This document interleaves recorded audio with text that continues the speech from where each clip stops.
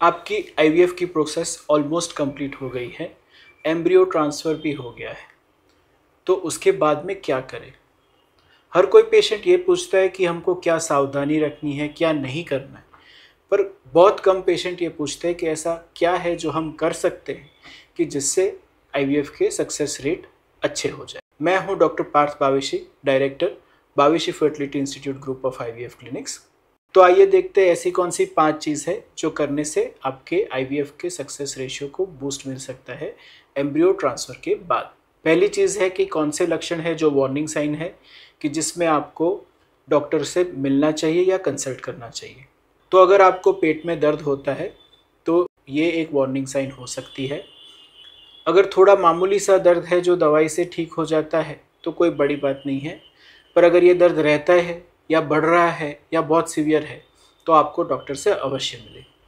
ये परिस्थिति में ये भी जानना ज़रूरी है कि आपका ट्रांसफ़र फ्रेश हुआ था या फ्रोज़न, और अगर फ्रेश ट्रांसफ़र हुआ है तो एक गंभीर तकलीफ़ जैसे कि ओवेरियन हाइपरस्टिमुलेशन सिंड्रोम का ये संकेत हो सकता है।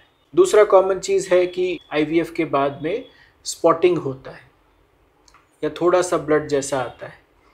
ये करीबन 20 से 30% पेशेंट में देखने को मिलता है।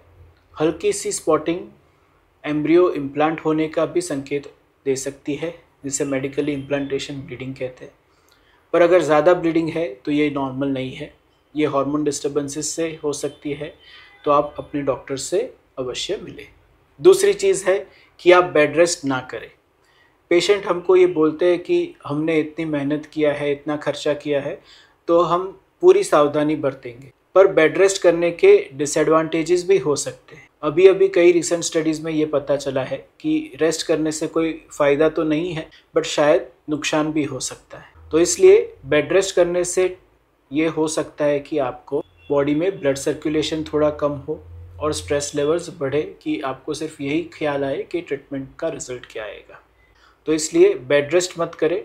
इच्छा अनुसार 1, 2, 3 घंटा आप एक्स्ट्रा रेस्ट कर सकते हैं, मेंटली फ्री रहने का ट्राई कर सकते हैं, बट बेड रेस्ट करने से आपके रिजल्ट्स में फ़ायदा नहीं होगा। तीसरी चीज़ है कि आप अपना रूटीन चालू रखिए। रूटीन जॉब करते हैं, घर पे जो काम करते हैं, और रूटीन जो एक्सरसाइजेस है वो चालू रखिए। हम ऐसी एक्सरसाइज अवॉइड करना चाहते हैं कि जिसमें पेट का प्रेशर बहुत बढ़ जाए, या बहुत ही स्ट्रेन्यूस एक्सरसाइज हम नहीं करना चाहते। पर जो रूटीन एक्सरसाइज है जैसे कि चलना, स्विमिंग, लाइट योगा, ये सब आप कर सकते हैं। फोर्थ सबसे इम्पॉर्टेंट चीज़ ये है कि आपको जो दवाई दिया है वो आप रेगुलरली लीजिए। आईवीएफ में प्रोजेस्टेरॉन बहुत इम्पॉर्टेंट होता है। प्रोजेस्टेरॉन के हर डॉक्टर के अलग अलग मेथड्स होते हैं देने के, पर प्रोजेस्टेरॉन के बिना आईवीएफ का सक्सेस रेशियो बहुत कम हो जाता है। जो भी रूट से प्रोजेस्टेरॉन ले रहे हैं, वजाइनली, ओरली या इंजेक्शन से, वो आप अवश्य लें। वो डोज मिस ना करें, वो बहुत ज़रूरी है। अगर कुछ प्रॉब्लम होता है जैसे ब्लीडिंग हो गया या कुछ भी हो गया तो दवाई स्किप मत करें। कई बार पेशेंट ये करते हैं कि थोड़ा स्पॉटिंग होता है तो वजाइनल टैबलेट्स नहीं रखते। तो वजाइनल टैबलेट्स जो है वो आईवीएफ सपोर्ट का मेन पिलर है, उसको कभी आपको स्किप नहीं करना चाहिए। और फिफ्थ ये है कि कोई भी इलनेस आप अवॉइड कीजिए।